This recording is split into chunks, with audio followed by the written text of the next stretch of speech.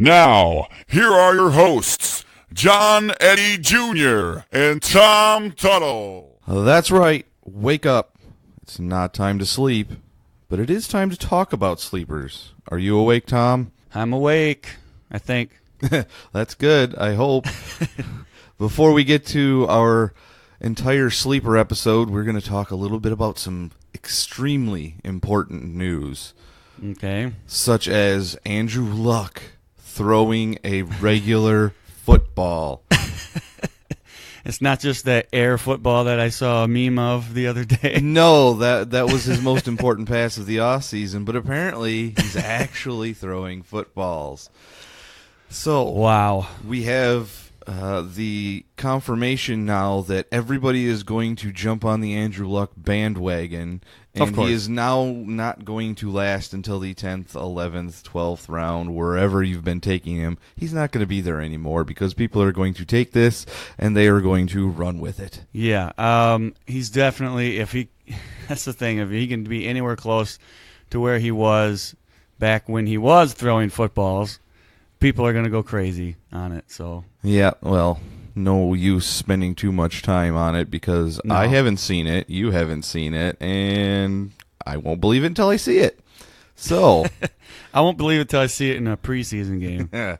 in other quarterback news, a quarterback who was one 4,000-yard season away from tying the franchise mark for most 4,000-yard seasons in franchise history was released. Okay. Christian Hackenberg was released from the Raiders. Oh, that's not good for the Raiders. That's really bad. So think about this. Oh. That stat I just gave you. Uh-huh. Christian Hackenberg, who hasn't played any meaningful snaps in the NFL, was one season away from tying the Jets' franchise mark for most 4,000-yard passing seasons. Oh, that's not good. And do you know who made that 4,000-yard passing season? I'm going to say Testaverde. Incorrect. The Oh. only person in Jets history to do that was the first person to ever have a 4,000-yard passing season, Joe Namath. Really? I didn't expect him to have that many yards, especially back then, because it wasn't that much of a passing No, type of league. I was very surprised when I read that, but then I was also not surprised when I read that no other Jet quarterback has done it since Of then. course. Sorry. I mean, I would have thought it would have been Testaverde. I mean, I don't think Pennington back then would have had it either, but I don't know. I wouldn't be surprised if it was Testaverde or Pennington. I liked both of them. And one other great stat that I read about this whole Christian Hackenberg thing is he is the second quarterback selected in the second round to never play in a regular season game. Say that again? He was the second quarterback. There's only been two quarterbacks. Gene Bradley was the other one. Christian Hackenberg is the second. The only quarterback selected in the second round of the NFL draft to never play in a regular season game. Goodness. Yeah, well, he was pretty much a failure from the start. And even when a team that thinks they can do something with him wants him, they get him, and then a couple of weeks later they say, never mind, you're really that bad.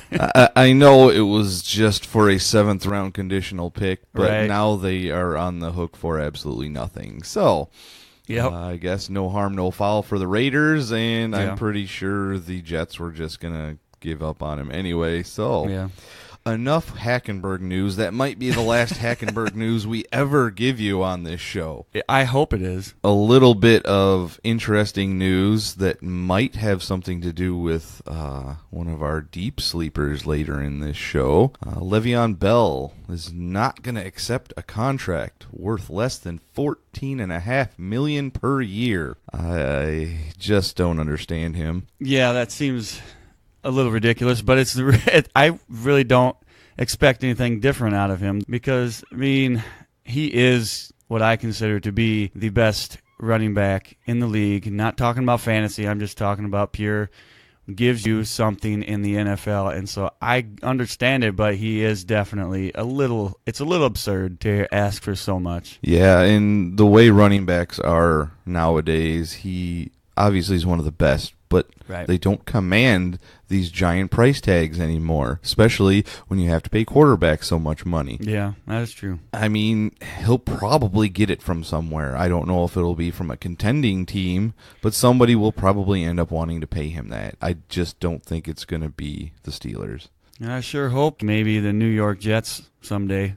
Someday, maybe we'll hold our breath for a little bit, but not for Yeah. too long. A couple interesting tidbits: Jamal Charles and Terrence West are reportedly visiting the Saints today, Wednesday.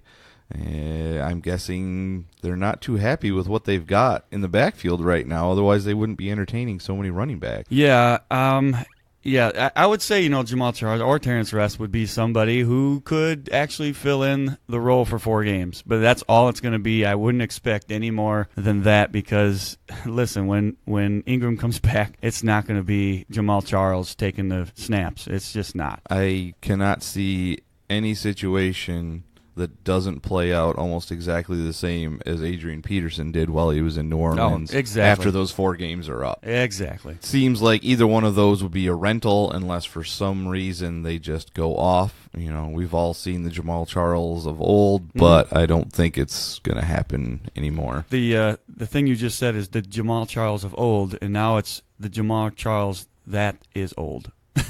Yes, exactly. And in case you've been living under a rock, because we haven't mentioned it since our last podcast, Julian Edelman is on fire for possibly taking an illegal substance. Now, I believe that is still in the appeals process, so we won't know 100% if he's going to miss those 4 games yet. But if he does, there are a couple wide receivers we're going to talk about. Yeah, I would imagine that are sleepers. I would imagine he's definitely going to get them 4 games.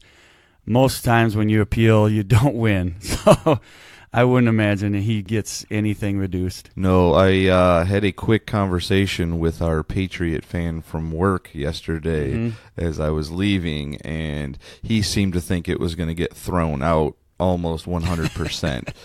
So I don't know if that's the Patriot fan in him that just hopes, or if there's any basis behind that, because I really don't see it getting overturned. Yeah, I don't either. Okay, so before we talk about our sleepers, I want to define the word sleeper, because there are people out there that when they say the word sleeper, they don't mean the same thing that we do. So we're here at Fantasy Field, we're going to define sleeper for everybody out there. Now, we were pretty much in agreement, Tom and I, about what a sleeper is, but we'll throw some caveats in there as well. Yeah. And the main definition of a sleeper is a player who is overlooked for a certain reason, whether it be a previous injury or a suspension, or just don't have a lot of stats to back it up. Now, these guys usually are always either undrafted or picked very late. That's my definition of a sleeper. Is there anything you want to add to that? Well, I would just say it's a player that's not well known. Doesn't necessarily mean somebody that you don't know or that other people don't know, but somebody who's just falling in the draft, or could be possibly undrafted.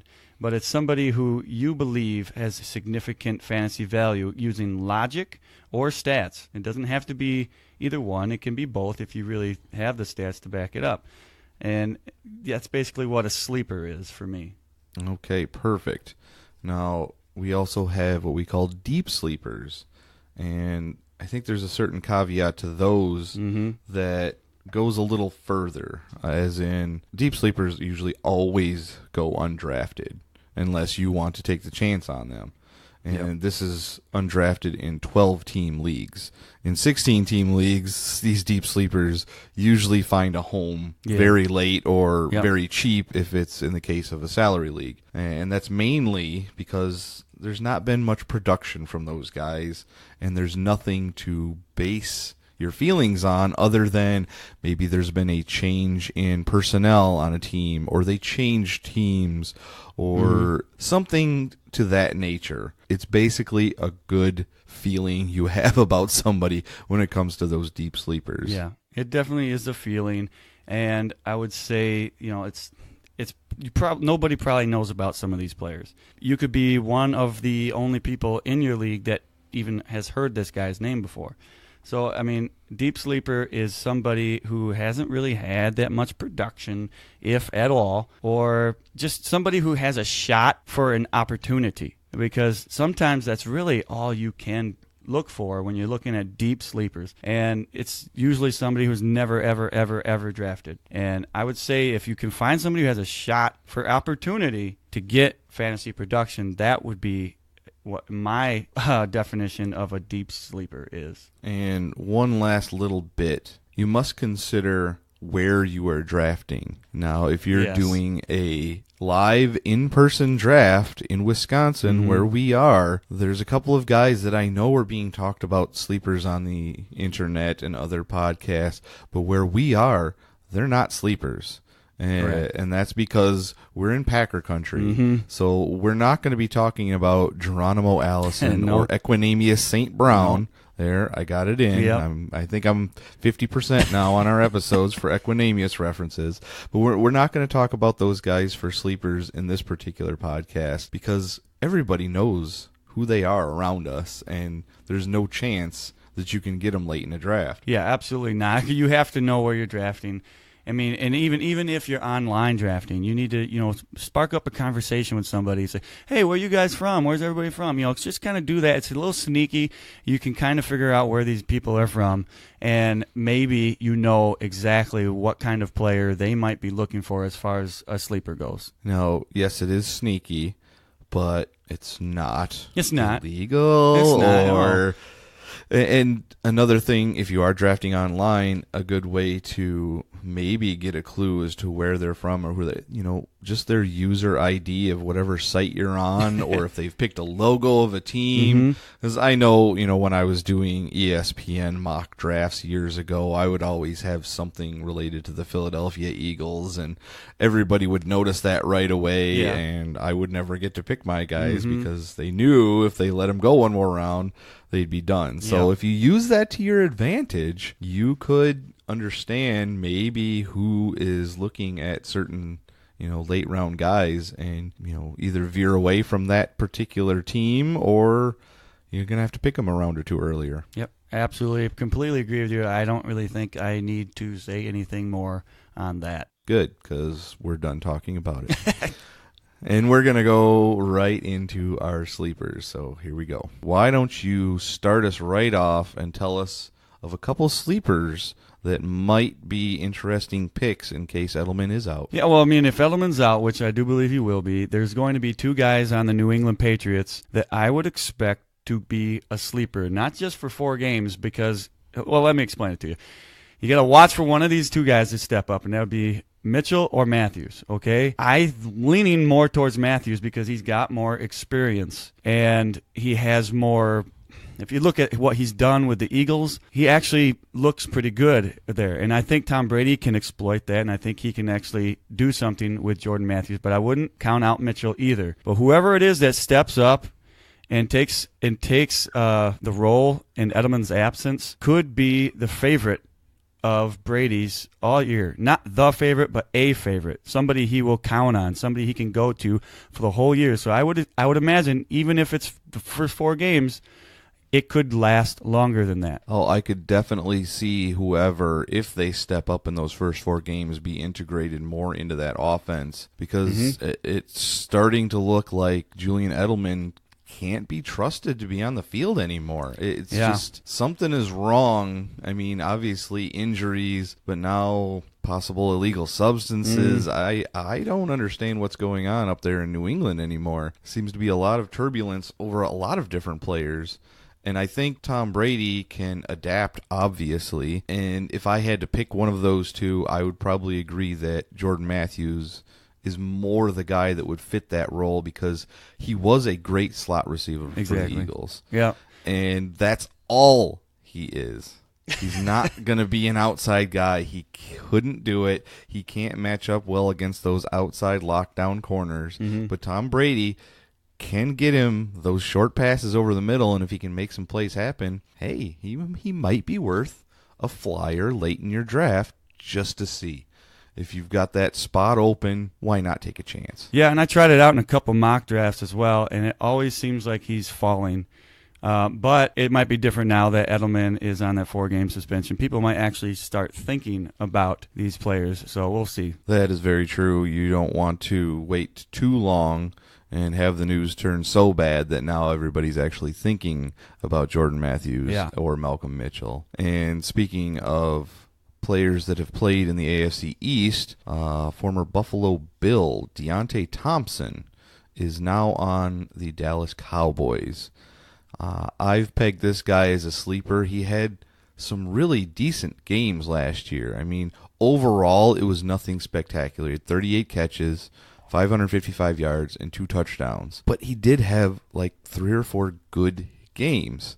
Mm-hmm. And there's nothing left in Dallas besides Allen Hurns and a rookie. I don't know who else they plan on throwing the ball to, but I don't see anybody picking Deontay Thompson in drafts.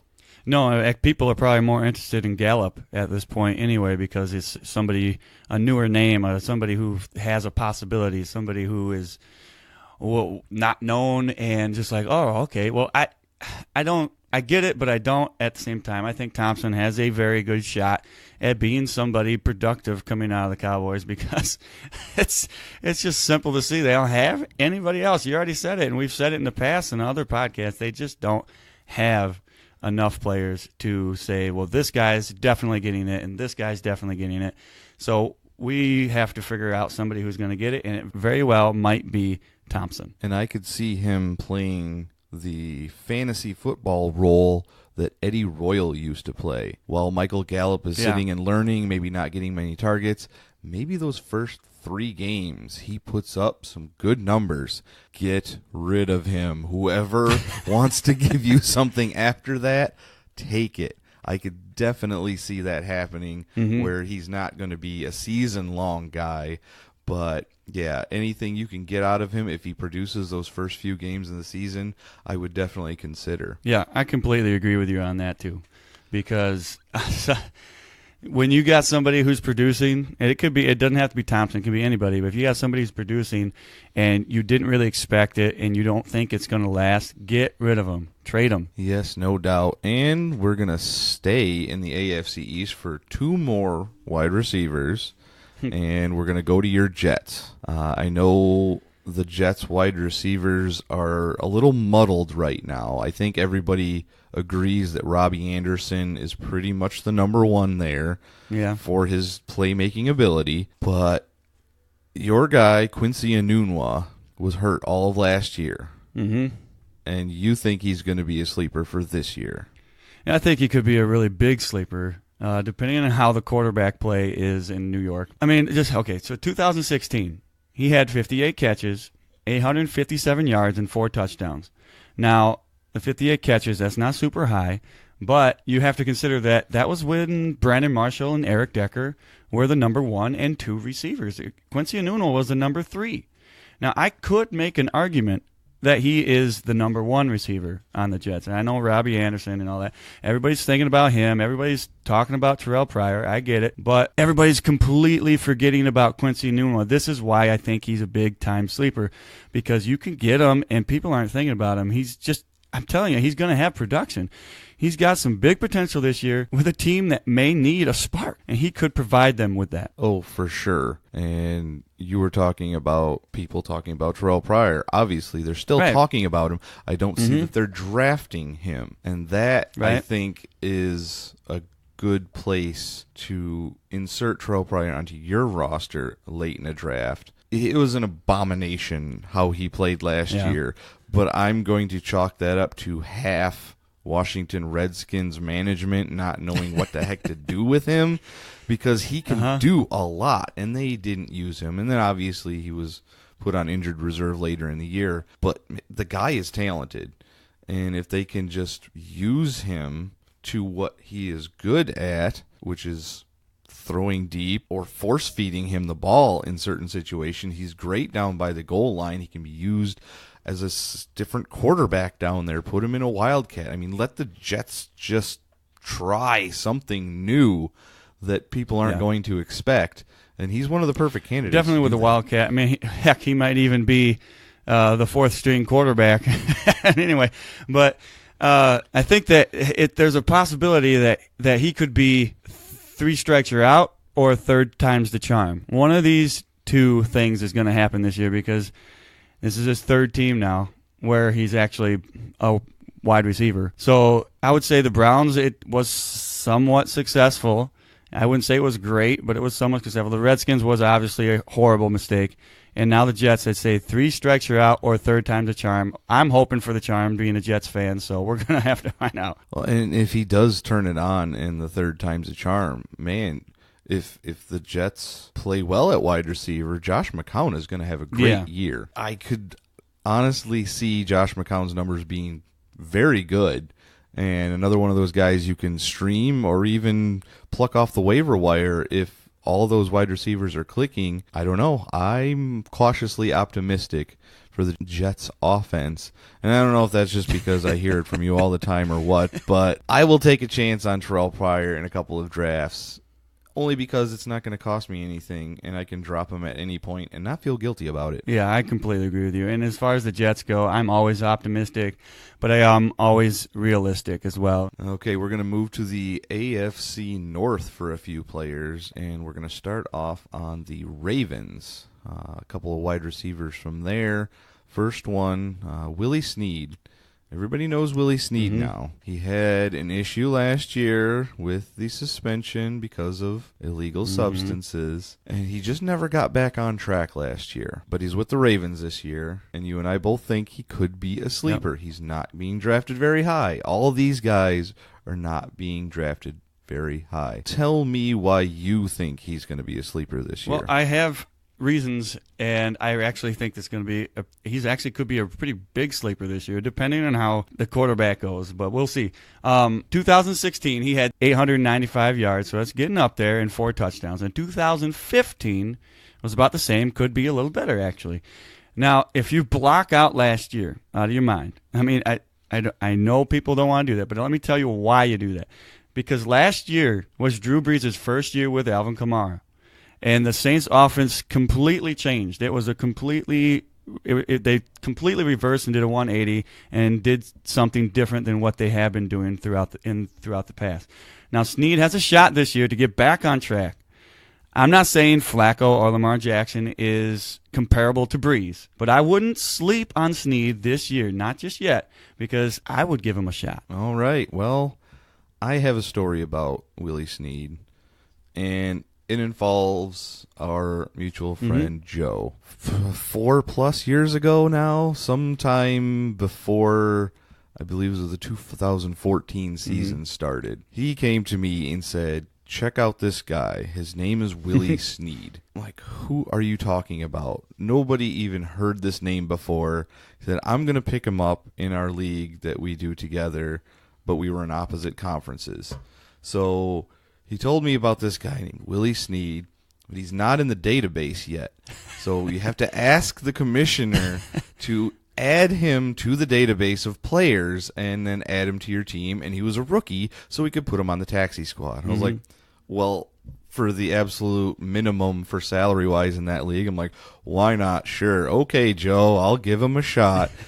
So we had the commissioner add him. We stuck him on our taxi squad. He didn't play. And then 2 years later, he's still on our taxi squad. I think he'd actually been added to the database by my fantasy league, and then he was actually taken off the database again. So we had to ask the commissioner to re-add him and put him back on our rosters. And then the next year, he did what you said with the Saints and had 900 yards receiving and a few touchdowns. And he was just unbelievable as a guy we just stashed. I mean, props to Joe on that one. That is one of the best stories I've ever heard of somebody just, hey, check out this guy. I really like the way he looks. He looked really good in camp. I really like the way he plays. I'm like, yeah, we can say that about half the people in the league that we don't know is going to make a roster. But that one, that was a good one. And I thank Joe for putting Willie Snead on my team. Even though I did end up trading him after that year, I didn't want to. But it involved getting DeAndre Hopkins, so I can't be too upset with it. You get a pass. I will thank Joe for somehow getting me DeAndre Hopkins in that league. I guess that's what it boils down to. Yeah, that is like the perfect definition of a sleeper right there. That was a deep sleeper. Yeah. I mean, that's Thanksgiving Day after dinner food coma sleeper material right there. And it worked out. That was a good meal. So the other guy that I think is a sleeper on the Ravens is John Brown.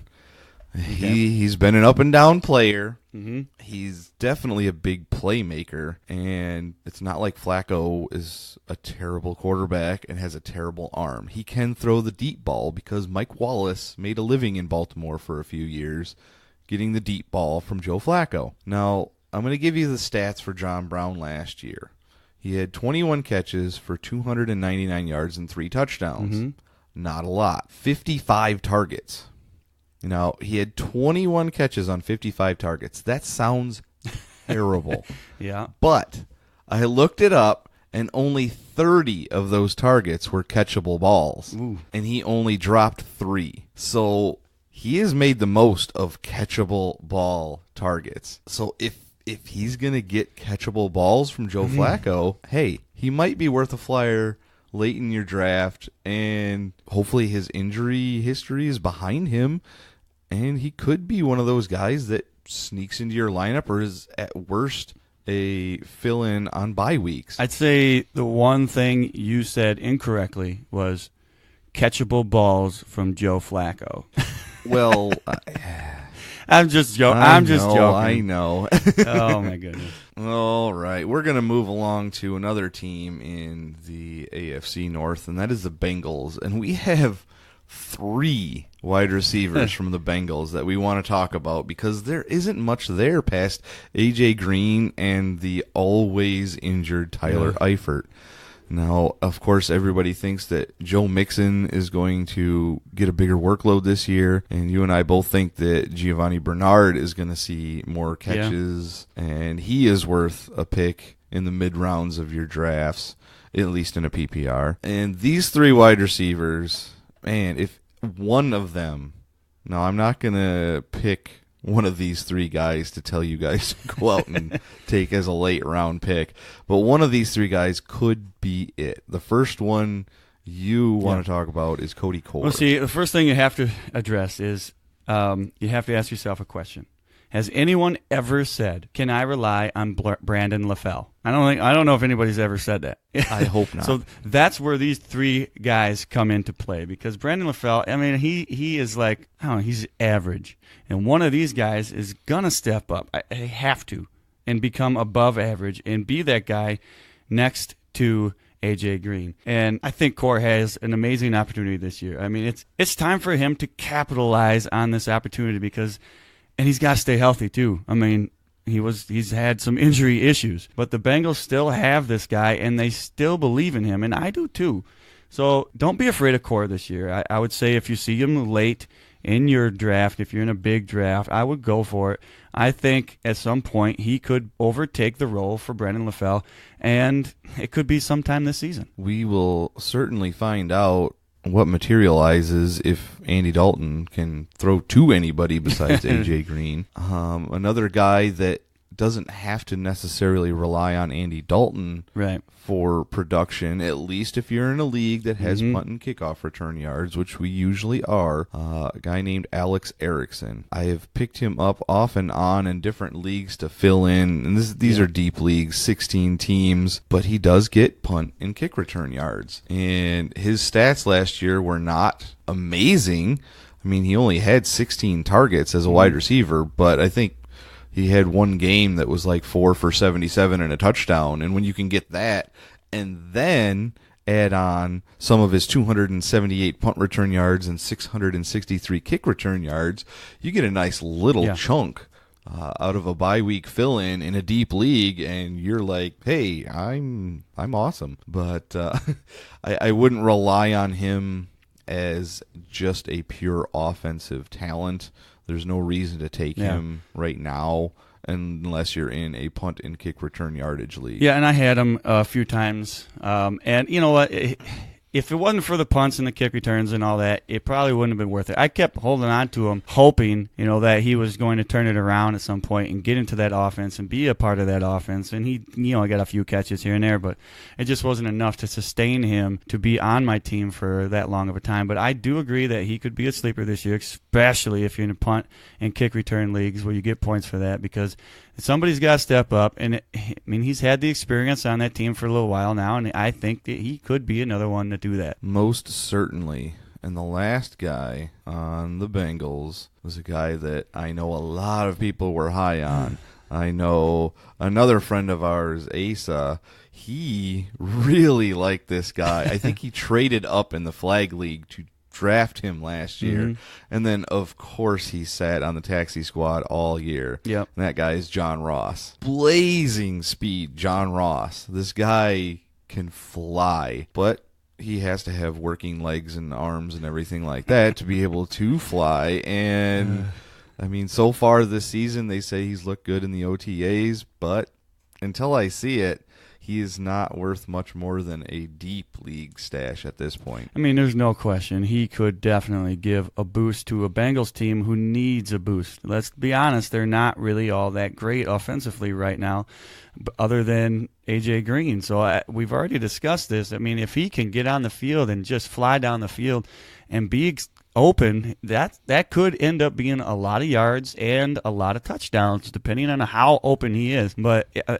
these three guys, and I'm just going to group them all together. These three guys, if you have any type of feeling on either one of these and they're late and they're all available, go for it. Yeah, just don't pick 2 or 3 of them. Don't go for all. Pick one. No, just pick one and hope that you got the right one. Yeah. If something comes out that you hear that you like about one of these guys, I'll also say this: if you are in a kick and punt return yardage league, I would lean Alex Erickson. Yeah. I wouldn't expect steady production from him because kick and punt returns are not very, reliable, but I would lean him in one of those types of leagues. Or if you have a 3-sided coin or die or something like that, just toss it in the air. Pick one of those guys. They're worth a late round flyer. Mm-hmm. I could see any one of them producing, and I wouldn't be surprised, but I would be surprised if more than one of them did. Yeah, I agree with you on that. Okay, move along. We'll keep staying in the AFC. It looks like most of our sleepers today, at least wide receiver-wise, are all coming from the AFC. You've got a guy from the Colts, Chester Rogers. Well, the first thing you got to know is that Andrew Luck is throwing footballs. Yay! And that can only mean one thing. Chester Rogers is going to be getting targeted by Luck. All right, I have a small little feeling about him. I think he's a good guy to take if in late in your draft. Other than T.Y., you got Ryan Grant as well. Other than that, you got Chester. All right, Ryan Grant isn't that great. I like him, but let's be honest for a second. Someone else is going to be stepping it up at some point and taking that away from Ryan Grant. And I believe Andrew Luck will be throwing the ball quite a few times in Mr. Rogers' neighborhood. Ooh, nice. Yep. I think Andrew Luck, no matter what, is going to be throwing a lot this year because, yeah. all we know so far is Marlon Mack. Mm-hmm. And their defense isn't exactly one to be feared yet. And they're in a very competitive division now. If anything, maybe you take Chester Rogers, late round pick, and they're going against the Houston Texans. And the Houston Texans with Deshaun Watson are just tearing it up. Yeah. And it's a bye week, and you don't know who to pick. And Chester Rogers is there. And you think Colts Texans is going to be a shootout. Why not? Yeah. There's a few of those games every year where they're going to be a lot of points scored. And even if T.Y. Hilton goes for 10 catches and 180 yards, if the Colts put up 40 points, somebody else is going to be getting those. And there's no reason it can't be Chester Rogers. Absolutely zero reason it can't be Chester Rogers. I'm telling you, we're going to have ESP a little later, and he was on the tip of my tongue. He almost went into my ESP category. So I really like him this year, and I think he could be a very big sleeper this year. Well, I'm glad you didn't save him for ESP because I don't know if I could have waited that long for a Mr. Rogers reference. All right. Couple more players in the AFC still for wide receivers. My next guy is Chris Conley for the Chiefs. I know they've got Sammy Watkins and Tyreek Hill and Kareem Hunt and Travis Kelce. That said, you and I both, Sammy Watkins, no, I can't trust him. And Chris Conley, I know he only played 5 games last year, but he didn't look bad. And maybe not Alex Smith, the game manager, but Patrick Mahomes, the gunslinger, can put Chris Conley to good use this year. That's my thought. Yeah, and I'm not super high on Conley. This is your sleeper, but I get it.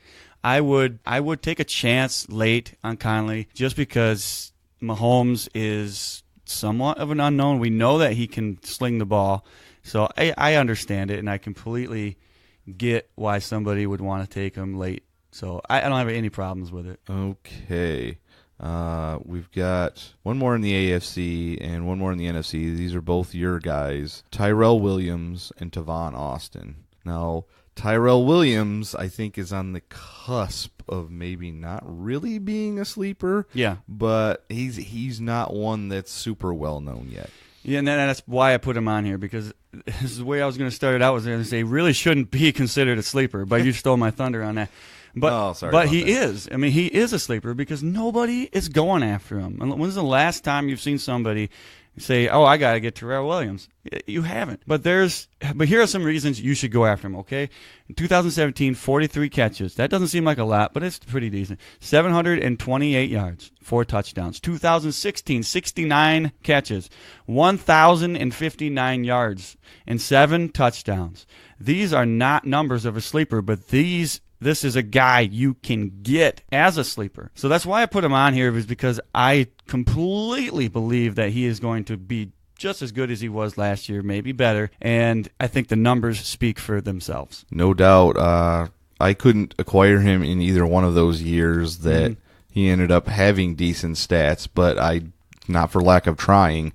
I like what I see from him. And again, he's just another one of those guys you can get fairly late in drafts that he's going to help you out a lot. Yep. And Phillip Rivers, I believe, is on the cusp of a very, very good season. So if that's the case, there's going to be a lot of Charger players that are going to have some good stats. So you don't have to take Keenan Allen in the second round, and you don't have to try and get Melvin Gordon in the first or second round. You can wait a really long time and end up with somebody who may get you 60 to 80 catches and 1,000 yards and 5 to 8 touchdowns. That is great for as late as you can get him. Yeah, and I do agree with you that the San Diego rewind that. Rewind. The Los Angeles Chargers are going to be something special this year. I don't know how special, because it always seems like they fall apart and choke, but we'll find out, because I do believe they have a shot this year to not just make the playoffs, but make a decent run. I think the term we should install for the Chargers is fantasy special. Yeah. Because the team always finds a way to just not quite make it, but they've got really good numbers on their players. So it doesn't matter if you're not a Chargers fan. You can take one of these guys and not care if the team does bad. Yeah, I agree with you on that. And the last guy that you have down is an odd one, because he is switched from wide receiver to running back, and that man is Tavon Austin. Yeah, and with the Cowboys not having a lot at wide receiver, I know he's a running back, but I could see them trying to do some tricky plays with this guy, because not only is he a wide receiver running back like guy, he could, do little end arounds and little trick plays like that, maybe some wildcat. I don't know about that. We'll wait and see. But he can return kicks and stuff too. So I mean, this guy, he's an electric type of guy. If he can do it, I wouldn't say, I'd just say feel it out on this guy. Wait and see maybe, because he's somebody who definitely has the possibility that, from what I have seen in the past with him in the Rams, he's got that electric type quality that I like having in a guy, not just on an NFL team, but as a fantasy production type of player, because that type of player can give you a lot of points. So we'll have to see. I'd say wait and see and just feel it out. And feel it out we will. Before we get to the rest of the real running backs, Yeah. I would like to ask everybody out there to follow us on Twitter at Fantasy Fuel, Facebook.com/Fantasy Fuel, or email us at fantasyfuelpodcast@gmail.com. And for those of you that are listening on Apple Podcasts, if you could go ahead and give us one of those neat little 5-star ratings or any rating at all, I would appreciate. Yeah. We both would appreciate the feedback and to get us noticed just a smidge bit more in that Apple Podcast library. Now we're going to get to the few running backs that we have on here because it seems like everybody knows all the running backs in this league. There's not too many that are unknown. They're just guys that are going late in the drafts and guys that don't usually get drafted unless you're in a 16-team league. And the first guy on this list might seem like maybe even more of a sleeper after news has come out that Deuce Staley says Jay Ajayi is going to be the workhorse for the Philadelphia Eagles. Yeah. I don't believe that for a second, but I'll let you take this guy, Corey Clements. Yeah, I love Corey Clement. And listen, his stats on the Eagles last year, if you look at him, it doesn't look like it's a whole lot. But let's remember what he did last year. It seems like he was a monster. I mean, I knew his name because I was on him from last year before he got signed with the Eagles. But I'm just telling you, this guy, he looks really, really good. He's really sharp. And I was on him last year when no one else was, and I'm still on him this year. I think Clement steps it up a notch and possibly could be the main back in 2 or 3 years. I don't believe that Jay Ajayi is going to be that workhorse type of guy, and I don't think he's going to be the main back 3 years from now. I think that will be Corey Clement. So I know Sproles is back and all that, but a lot of running backs on the Eagles. let's be honest. There's a lot of guys that could step in and do a little something there. So it makes it all seem like they don't have that big of a fantasy value. But I believe Clement is a real sneaky player this year. And I would take him, especially if you're in a dynasty league where you can hold on to him for a little while. I really, really like him years to come. Yes, I would love to be able to draft him, but for some reason, all the leagues I play in, everybody realizes that I'm an Eagles fan, and I don't get to take him when I want to. I have to reach for him, and he might be worth a reach. I just haven't pulled the trigger yet. That's just not fair. To your point on the running backs in Philadelphia, what I see here is obviously Jay Ajayi is great. But again, I don't think they even want him to touch the ball as many times as he probably wants because with that bone-on-bone in his knee, you never know when that's going to just explode. And yes, Darren Sproles is back, who I could see possibly as a little bit of a sleeper this year if, again, just like with Alex Harrison, if you're in a league with punt and kick return yards, because another report out, Darren Sproles might be on kickoffs this year instead of just punts because of the new rules. Now, we're going to talk about kickoff and punt return guys in another episode, so we're not going to get into too much of that here. But I do believe Clement could be the guy getting the slight majority of the touches later on in the season. I'm not going to say he's going to be, 70-30, but it might be, 60-40 Ajayi in the first part of the year, but I could see Clement being the 55% to 45% kind of carry guy as the season goes on. And if Jay Ajayi gets hurt, which I would not be shocked.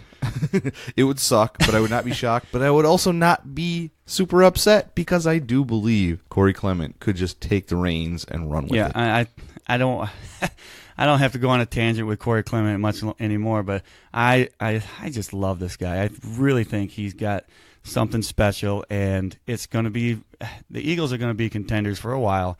So I would assume that this guy's not going to be a sleeper for much longer. So if you want him and you're in a dynasty, go get him now. Yep, no doubt. This is the last time you'll ever be able to get him as late as you can. And then if he busts, you're not going to want him anywhere in your draft anyway. So right now, this is as late as you can get him if you think he's going to be something for the future. Okay, another running back that I see who has his niche kind of already picked out for him on the Raiders. I'm not talking about Marshawn Lynch or even Doug Martin.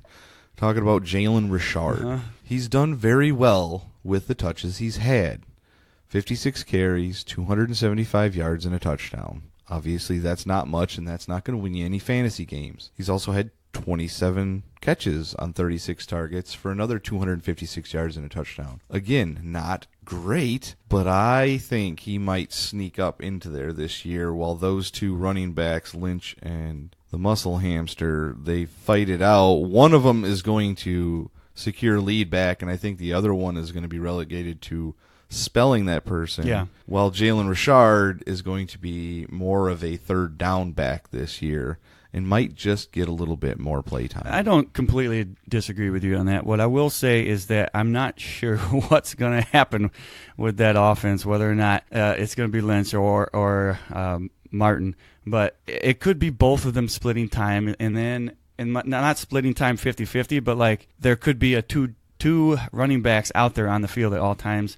And I'm not so convinced that if that happens, it's going to be Lynch and Martin at the same time. It's going to be Lynch and Richard, or Martin and Richard. So that's where he could be a sneaky guy, and I don't really know what's going to happen with that offense yet for the Raiders. But that's a tough one because I'll talk a little more about a Raiders player later on. But okay, we'll move along to another guy that you have from the Ravens, Kenneth Dixon. Now, we've both talked about Alex Collins, but we haven't talked about the guy who was supposed to be the guy last year. Yeah, and if Alex Collins doesn't look good in a game or has a little bit of a slump, I would expect Dixon to get a decent amount of carries. And even if Alex Collins looks good, I wouldn't be surprised if Dixon still gets a decent amount of carries. I like Collins, don't get me wrong, but Dixon is not a bad back. Okay, so I think the Ravens know this. And I'd look at Dixon before any other running back on that team that's not named Collins.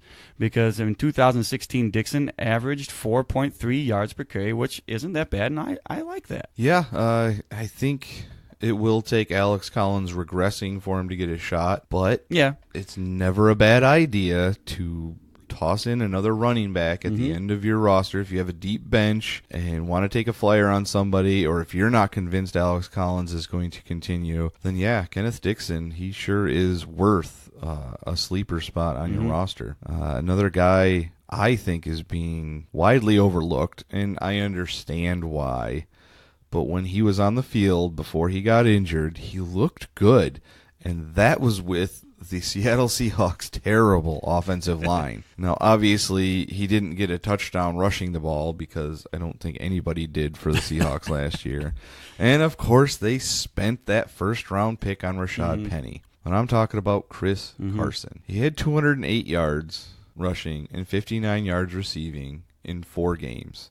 That was pretty darn good for what they had to offer when Russell Wilson was running for his life. So I don't know that I would put all my stock in Rashad Penny. I think Chris Carson has a legitimate shot to be maybe the Jay Ajayi in that offense and get the ball 55 to 60% of the time. Yeah, and we've said it before on past podcasts and previous podcasts, but Penny is a rookie, so you still can't 100% count on him. You have to wait and see on these rookies because sometimes they end up to be Trent Richardson, and you just can't rely completely on one guy who hasn't touched a professional football field yet. So I'm okay with taking Carson. I wouldn't expect a ton, but he could definitely give you something to push you over the edge if you need it. Well, that about wraps it up for our normal sleepers. And before we get to our deep sleepers, Tom wants to talk about a couple of quarterbacks. Yeah, and I think there's a couple sleepers out there, and there could be more, but I think Mitch Trubisky, we've talked about him a little bit on the previous podcast as well, but he's got a lot of weapons this year, and he's super sneaky, and I expect big things from him this year, so I would go ahead and treat him like a sleeper. And another guy is Lamar Jackson. Not sure how long Flacco lasts as a starter, but if Jackson gets on the field this year, there's no doubt that you have to have him on your roster. So the only thing I need to say about Jackson is if he gets the starting job, watch out. I think both Trubisky and Jackson will be good quarterbacks in the future, as well. Now, I will say with Lamar Jackson, unless something happens in preseason, you probably don't need to draft him, but take some other sleeper, and if he doesn't pan out in the first couple of weeks of the season, just grab him and stash him, and he could save your fantasy season like other quarterbacks have in the past. Like Tim Tebow. Now, I'm not saying Lamar Jackson is Tim Tebow, but Tim Tebow, I know for a fact, won people some fantasy championships. Yes, he did. For the weird way he scored all his points late in seasons. So now we're going to talk about some deep sleepers. Now, these are guys that, unless you have a deep roster or you just have a super feeling about, they're not going to get drafted. Right. They're not. They're just not going to get drafted. Nobody's going to have them on their team, so you might not even have to waste a draft pick on them. So these guys, we have some feelings about. They're not our ESPs. We have some feelings about these guys. And the first one you want to talk about is somebody from the Oakland Raiders. Yep, I told you I was going to say something about somebody from the Raiders, and I tell you what, I'm not going to tell you who it is yet. I'm going to lead you in. I'm going to give you a little bit of a taste of it, and then I'll tell you who it is. I was looking for a tight end in the Flag League, okay, and it's a 16-team league with almost nothing available at the tight end position because all I got right now is Charles Clay, and I can't rely on him to be the guy for the whole year. So I was doing some research, and I ran across a guy that I am actually pretty excited about this year for many reasons. The first reason is a little bias, but I'll let you know who it is. It's Derek Carrier. And that bias reason, and it's a little bit of homer pick, because he came out of college from Beloit College. And that is where I have lived for the majority of my life. And it's not a very big city. It's not a very big school either. No, it's not a big college as well. And something else that wasn't big was his high school. He went to high school in Edgerton, Wisconsin.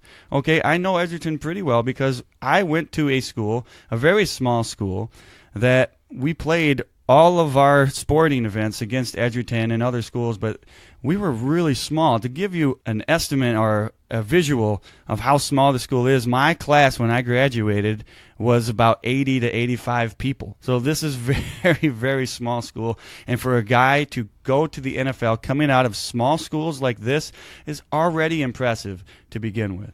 So before you move on with your Derek Carrier stuff, I just want to say, speaking of the town of Edgerton, my parents have a little shop right on the edge of town in Edgerton. They sell antiques. It's called Vintage Pickens. So if anybody out there knows what Edgerton is in Wisconsin and wants to stop by and say hello to the Fantasy Fuel parents of myself, go ahead, check them out. They're called Vintage Pickens, and they are awesome. They have all sorts of antiques and neat little knicky-knacks from olden times. And awesome. Go ahead, say hi. It would be interesting. Absolutely. Now, for the rest of the reasons that I like Derek Carrier, he has gone back and forth between a tight end and wide receiver. So that kind of tells me he's got good hands. And as I was gathering more information on him, I ran across an article online that actually I thought backed up my claim even more. So I feel pretty confident on this. The Raiders signed Carrier to a nice 3-year, $7 million deal. So that tells me that they like him. All right, it's not just hey, you want to come on this team? Okay, they actually like this guy.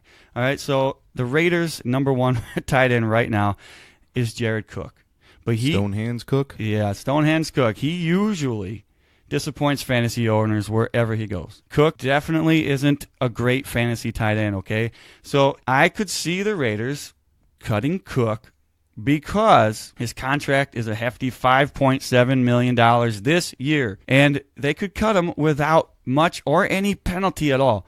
So not saying Cook isn't that great. I mean, I'm not saying he can't be a part of a team, but he's had his sparks here and there. But what I'm saying is we know that the Raiders and John Gruden, under the helm, he wants to become more physical. He wants to change the culture. He wants to get younger, et cetera, et cetera, et cetera. I think Carrier fits that role a little better than Cook does.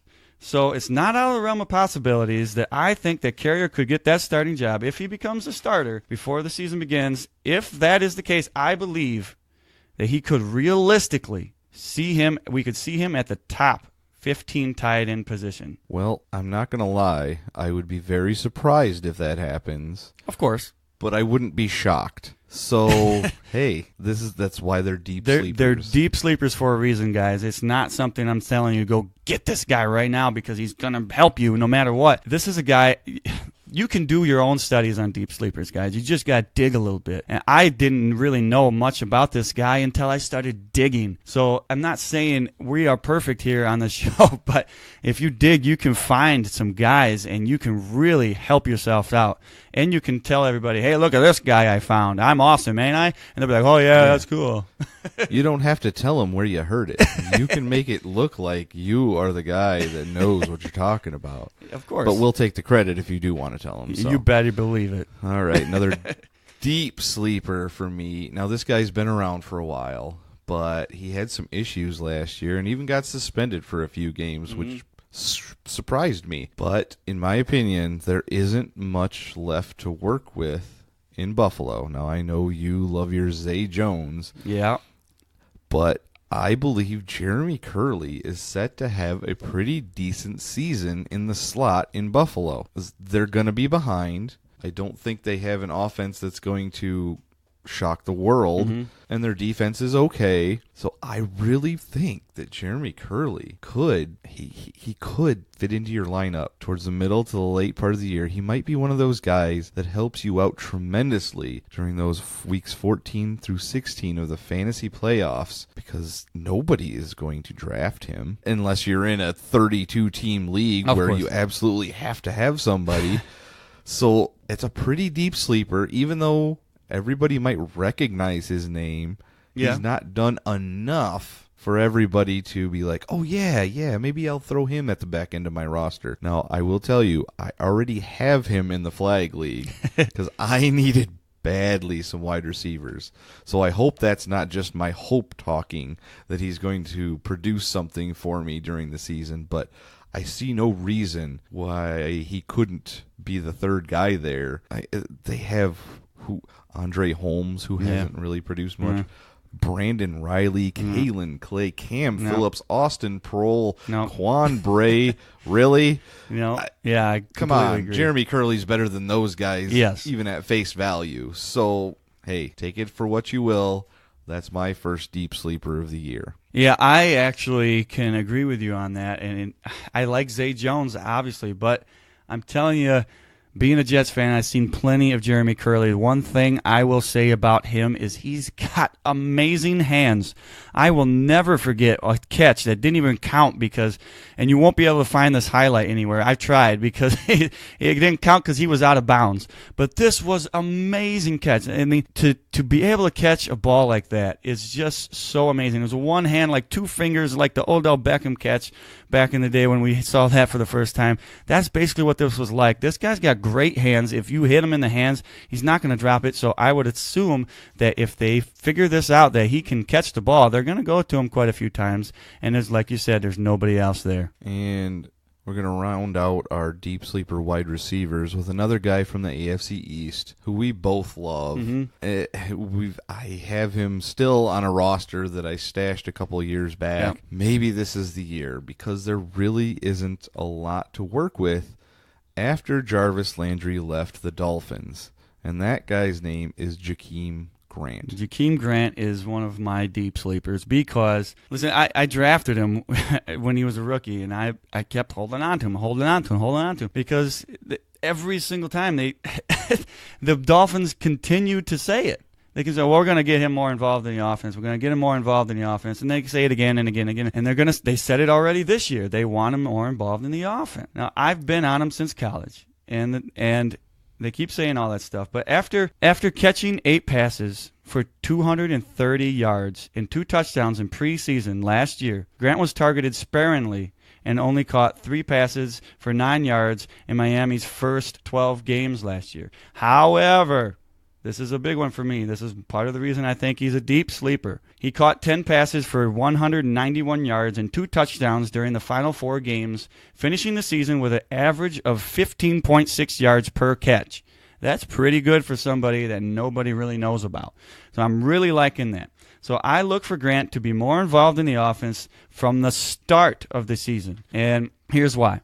With the late season success for Grant that we just talked about, he has proven that he can be a valuable weapon on the offense in regular season games, not just preseason games, okay? And Adam Gase, who is still calling the plays, expressed late regret in the season, late in the season, when he said, I didn't use him enough. He expressed this regret. So this is, like I said, they keep saying that they want to use him. They haven't, but I really think this is the year for him. And for me, he's bordering on a sleeper. Not even a deep sleeper. I'm actually really, really, really loving Jakeem Grant this year. If you can get him, I would do it late, or even just do it in the middle of the season. If you see something happening with him, get him. Because I'm telling you, I really, really like it this year. I am on the train with you 100% on Jakeem Grant. Yeah. Now, even if he isn't involved in the offense like everybody keeps saying they want to do for him, Yeah, I know. he is a great returner. Yep. He had 190 punt return yards and 479 kickoff return yards. And again, we're going to talk about another episode and a segment about all the kickoff returns because of the new rules. But even if he doesn't, and you're in a league that scores kicking and punt returns, he's still worth a look. And I have to be optimistic. If he gets on the field, I think he's going to surprise a ton of people. But he's not going to surprise Tom and I, right? Because we have been watching him Yep. for 2 years now and just waiting for him to finally get on the field and show everybody what he's got. Absolutely. And like I said, I think he's actually bordering on a sleeper pick. But because nobody knows about him, he's actually a deep sleeper. So I would, like I said before, just look at it. If you don't believe it, go check it out for yourself. I promise you won't be upset with this guy. No, certainly not. And to round out our deep sleepers, and I'm not even sure if I can call this guy a deep sleeper. The only reason I do is because I haven't heard his name at all. Yeah. And it's weird because we talked about at the top of the show Le'Veon Bell and all the money he wants. Well, what happens if he holds out? Well, somebody's got to carry the ball.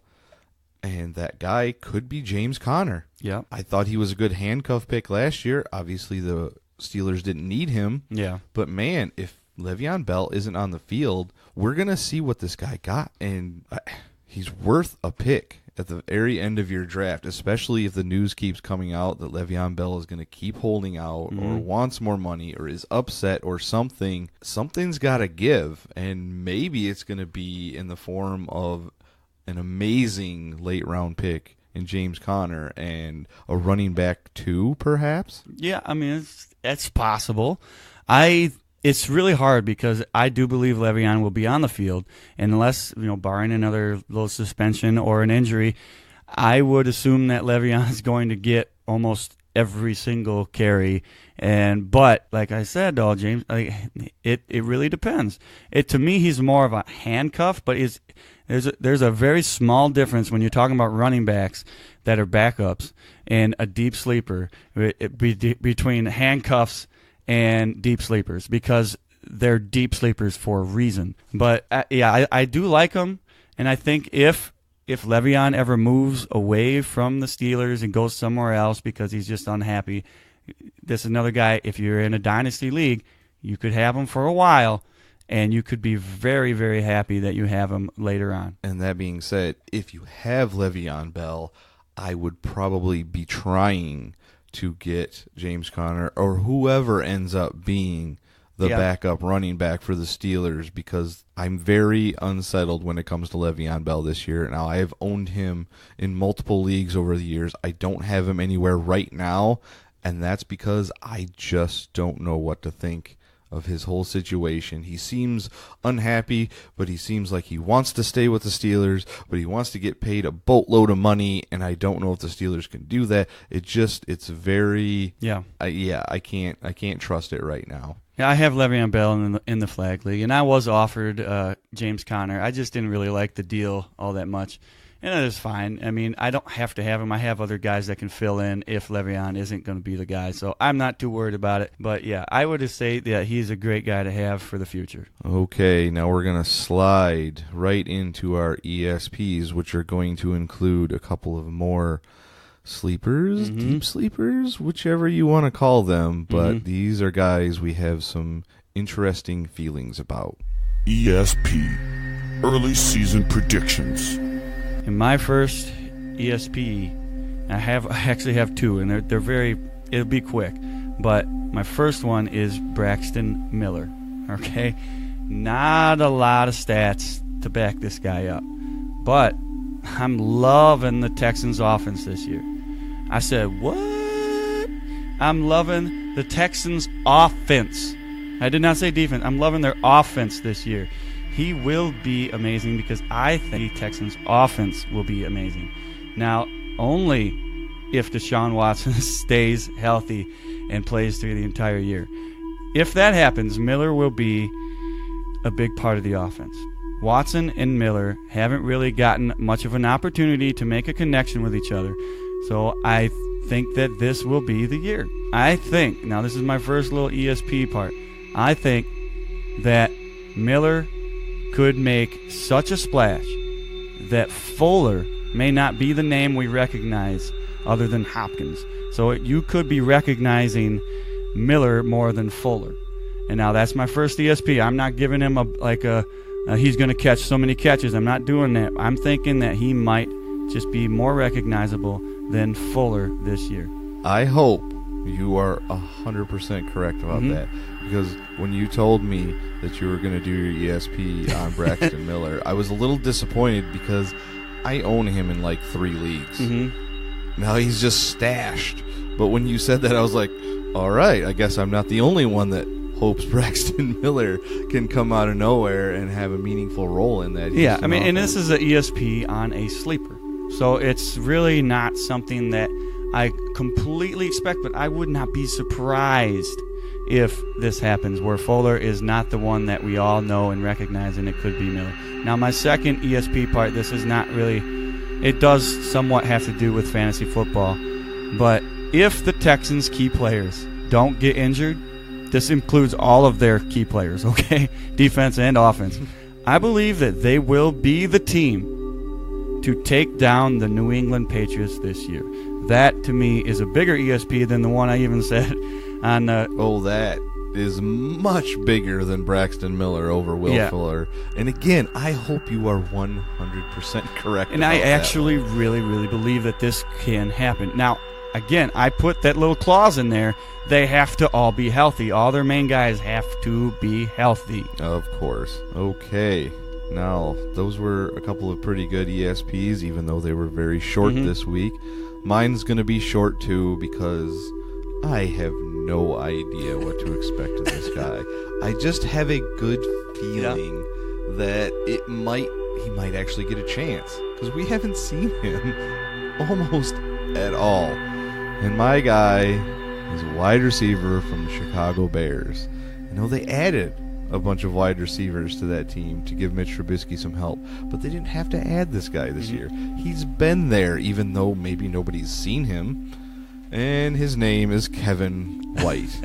I know that's probably a sore subject for quite a few people, but I'm going to go there anyway. I have a feeling that Kevin White is going to stay healthy this year.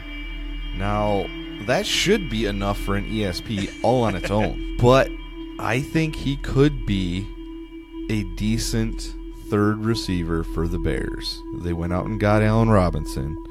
They drafted Anthony Miller. They've got Trey Burton out there. But I think, man, and I'm going to quote Mitch Trubisky. Mitch Trubisky said, he wants to be coached.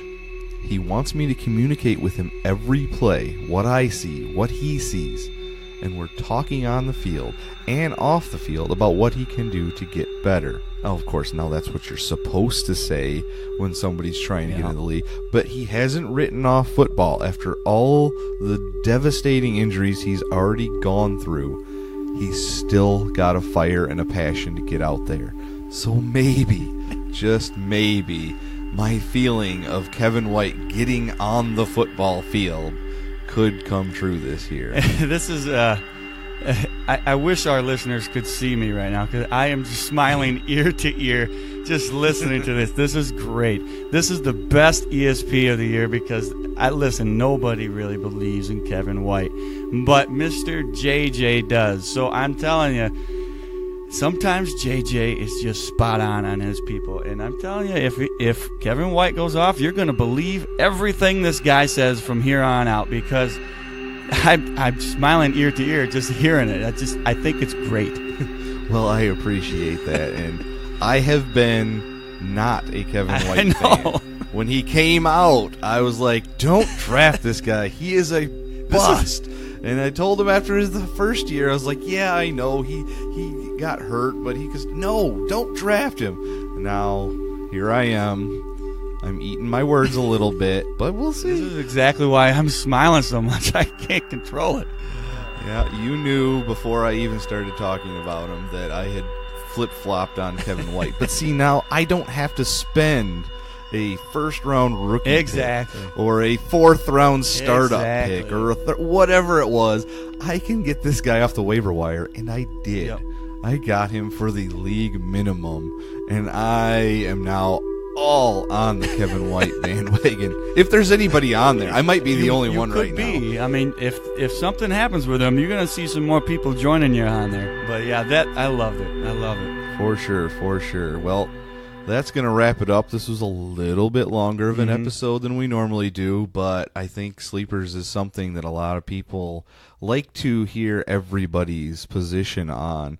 So if we've given anybody out there some information that they may have not normally heard or some names that they don't normally think about, I hope that works out for you, because when they do, it is the best feeling in the world. When you are right about a guy and everybody else passed up on him, you can rub that in their nose just a little bit, at least if you made it to your fantasy playoffs. If you didn't, then there's no reason to brag about it. So, and bragging is like one of the biggest things about fantasy football that everybody loves to do. Oh, of course. So, all that being said, thank you for listening again. We will see you very, very soon. Tom and I would like to thank you for listening and supporting us. We greatly appreciate the feedback we receive and love interacting with our listeners. You can contact us with any questions you may have or line up roster advice on Twitter at Fantasy Fuel, Facebook.com/Fantasy Fuel, and Instagram at Fantasy Fuel Podcast. You can also reach us the old-fashioned way via email at fantasyfuelpodcast@gmail.com. Thank you, and remember to stay fueled up this fantasy season.